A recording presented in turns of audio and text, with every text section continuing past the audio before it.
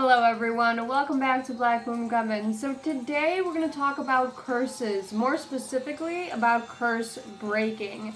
So, what is a curse? In the simplest form, in the simplest terms, a curse is a spell, it's a ritual that you use to inflict negative energy onto someone or negative intentions. Now, a lot of people like to use the term hex or jinx interchangeably with a curse, but they are not the same thing. Don't muddle them together, because a curse is like the topmost ritual, the topmost form of baneful magic. It's the most powerful, it's permanent, it's like the last resort. Now, a jinx or a hex are very, very minimal. They're low on the totem pole, so they're not considered weak, but they're considered on a lower level than a curse is. Now, I've seen a lot of people use those interchangeably. I've even seen books use them interchangeably, but they are very, very different. They're not the same thing. A curse is like the highest form of baneful magic that you can accomplish. So, have you been cursed? I've seen a lot of statuses, posts, comments, blogs about people thinking that they've been cursed, especially beginner witches that are coming into the craft. They think that they've been cursed because, they look at their life and they're like, oh, my life's a wreck. It must be a curse. Well, sorry to break it to you, but no. Chances are that no, you have not been cursed. The chances that you have been cursed are very minimal, like less than 1% probably. It's very minimal. Unless you know a witch and you have angered her to the point of cursing you, then yeah, you might have been cursed. However, when a witch curses, it's kind of like a last resort type of thing. I know a lot of people think that just because a witch curses that they fling them out all the time like any other regular spell, but we don't. There is a thought process that goes into it and a lot of magical steps that go before actually cursing someone. So before we actually curse, there are magical steps like binding, banishing, hexing, and then if all of those don't take and you really still didn't learn your lesson, then maybe a curse is in order. However, those are very far and few in between.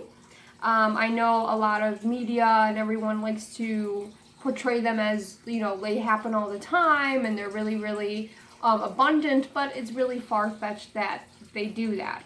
So curses are very far and few in between. Even witches that curse like me, we're very far and few. We don't curse for everything. There's a thought process behind it, and we are very careful about where we put the curse and on who. So, have you been cursed? Now, here are some side effects that might result from having a curse placed on you. Now, please note that just because you have one nightmare, it doesn't mean that you have been cursed. Or just because you have a string of bad luck, doesn't mean that you have been cursed. But some basic side effects are nightmares, headaches, bad luck, misfortune, that sort of thing. However, like I said before, just because, your boyfriend dumped you or, you lost some money or something, doesn't mean that you've been cursed. It's just life giving you a bad hand. It's just, it happens sometimes. Life is life. Sometimes there's ups and sometimes there's downs. Doesn't mean that you have been cursed right away.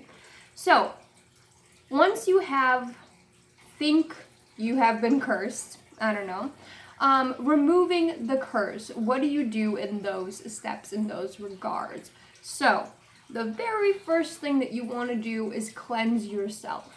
Okay, this won't remove the curse entirely, however, it will remove any bad energy lingering around or stuff like that. So just cleanse yourself thoroughly. So a great way to cleanse is a rosemary, sage, salt bath. Rosemary is a very powerful curse breaker herb. So just cleanse yourself off, even if it's just fumigation, smoking rosemary around you or putting it in your bath, drinking rosemary tea. Just cleanse yourself of all that negative energy, and maybe that was just it. Maybe it's just a string of negative energies that's been attacking you.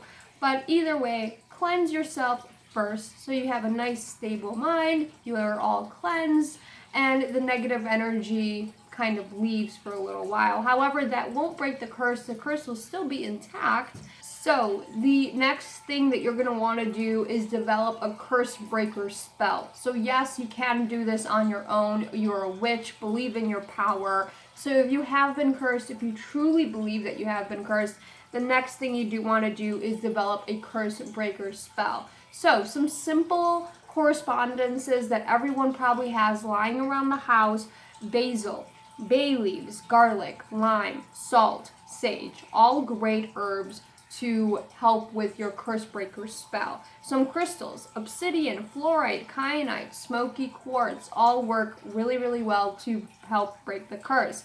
Now, when you are developing a curse breaker spell, you want to do an incantation, a ritual, a bath, whatever you want to do. Just make sure that your intention is to break the curse. Your incantation should be simple, short, and sweet about breaking the curse or lifting it off of you. Break it into pieces, lifting it off you, whatever. Use a symbolism like that just to kind of help you relieve yourself of this curse. Now, the next thing that you're going to want to do after you've cleansed yourself, after you have developed a curse breaker spell or ritual and done that, the next thing you're going to want to do is do a mirror spell. So a mirror spell is very, very simple. All you're going to need is a mirror, and then you're going to need a candle of some sort, and you basically lay down the mirror in front of you, or you could point it out the window, put the candle on top, and then say whosever name cursed you, and maybe reflect that energy back onto them. Now, it's very important to know who cursed you, and that is another aspect of this process. How do you find that out? How do you find out who cursed you if, no one's gonna walk up to you and say, hey, I'm the one who put the curse on you. You might have a clue, or you might have an instance about who cursed you. However, there's some really easy folk ways to find out who cursed you. One, being a pendulum, of course, that is the easiest way. Two, you can do this thing with the water bowl. So what you want to do is fill a pot of water or fill a bowl with water and grab yourself like 8 toothpicks, okay? And before bed, you're going to want to put the toothpicks on the water and they will float. And then you're going to cover the water bowl with a dishcloth and then whisper into it before bed, who cursed me? Show me their initials. Put the water basin underneath your bed, and then in the morning you should see the initials of the person who cursed you. Done. Or another simple way is to write on a piece of paper, who cursed me, put it underneath your pillow, and they will come to you in your dreams. So there are many ways to find out who the actual perpetrator is, who cursed you. There are some great folk ways and folk tales to find that out as well. So do your research in that regard. The toothpick method really works though.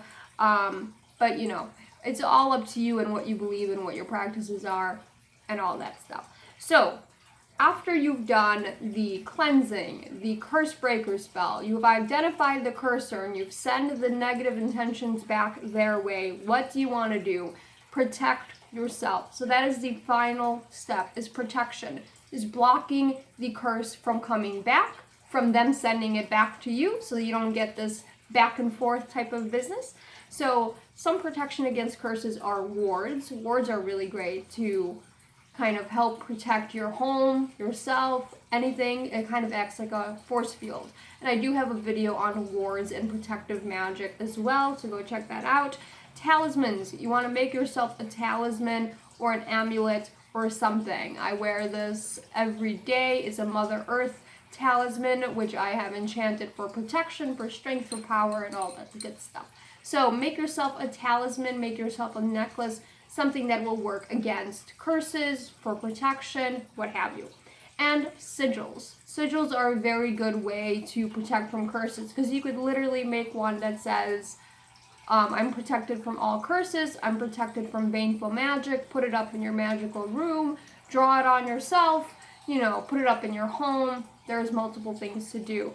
So that is it. That is my little video on how to break a curse. I've seen a lot of people talk about curses and they've been cursed and all that stuff. So I just felt like this video was really needed, especially for beginners in the community. If you have been cursed, here are some simple guidelines to do so. So lifting a curse, yes, it's a process.